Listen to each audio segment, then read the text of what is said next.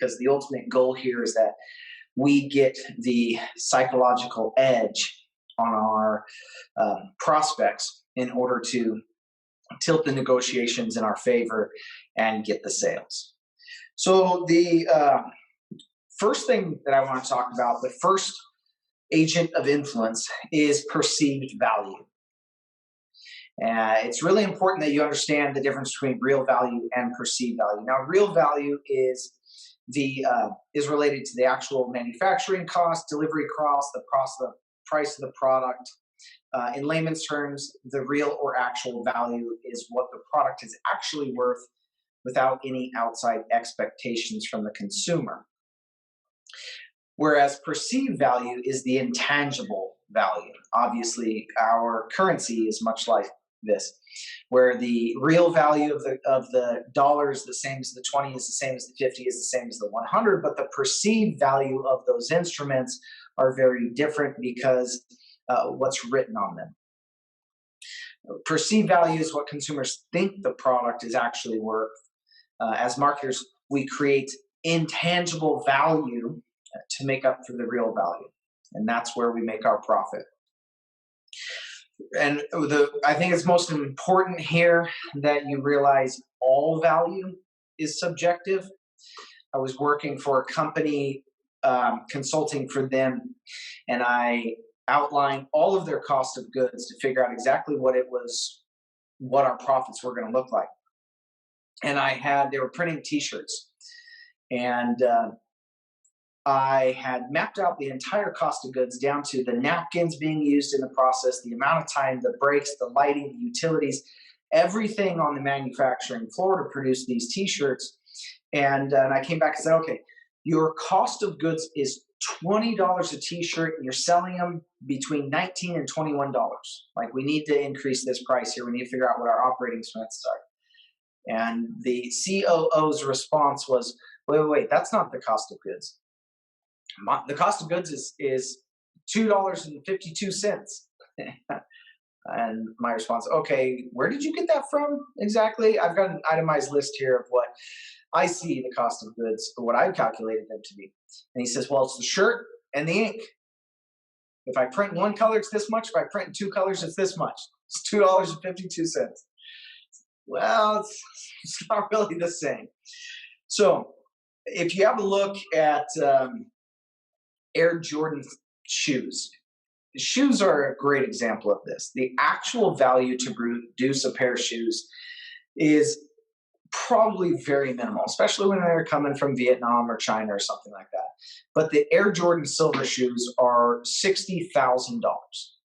Nike printed 100 of these in order to create exclusivity, in order to increase the value of these shoes. That's why people are willing to pay $60,000 for those. The next most expensive pairs of shoes are like Louis Vuitton and stuff that are diamond encrusted shoes. Air Jordans look like any other basketball shoe that you could own. Another example is the Pet Rock. Now, this is a beautiful one because it's a perfect example of what you should be doing. Your unique selling point in what you do is incredibly important. All too often these days, you'll see so many coaches and consultants selling a program to help other coaches and consultants get to some value per month. And none of them have any uniqueness to what they're offering. The Rock versus Pet Rock is a beautiful example of this. Gary Dahl, back in 1975, was sitting in a bar with his best friend. And his best friend was complaining about their family pet. He was complaining about the mess that it makes, the amount of money that it costs, all these things. And Gary Dahl, being a marketing executive, laughed and said, you know what would be the perfect pet which would solve all of those problems that you've just described to me?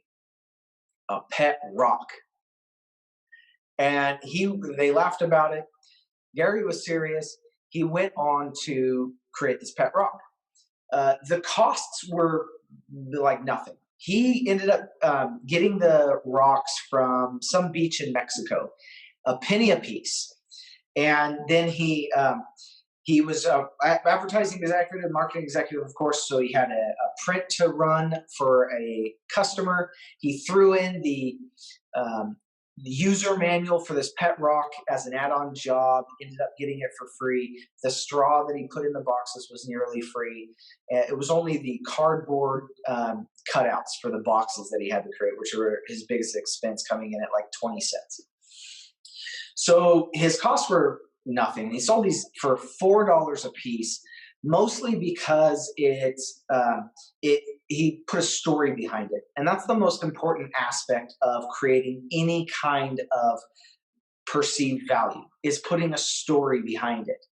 And he added, in his instruction manual was full of puns. He was saying, sit and stay are great. You can easily teach your rock this. Rollover requires a little bit of help from the owner. Forget handshake and something else. However, attack is a pretty easy one to teach your pet rock as well. So he went on to tell these stories, and everybody got a kick out of it. $4 a piece. He went on to sell more than 1 million of these pet rocks back in 1975. Only lasted 6 months, of course, until the story died. That's the important thing. Until people realized that it was no longer something new. And that's really important for you to understand too, because perceived value, marketing really uses perceived value to make something that was old new again, and something that was new old again. Okay. So let me see here. Stories being the number one thing that you can do. They call it romancing the stone, if you will. It turns something that's nothing into something that is something.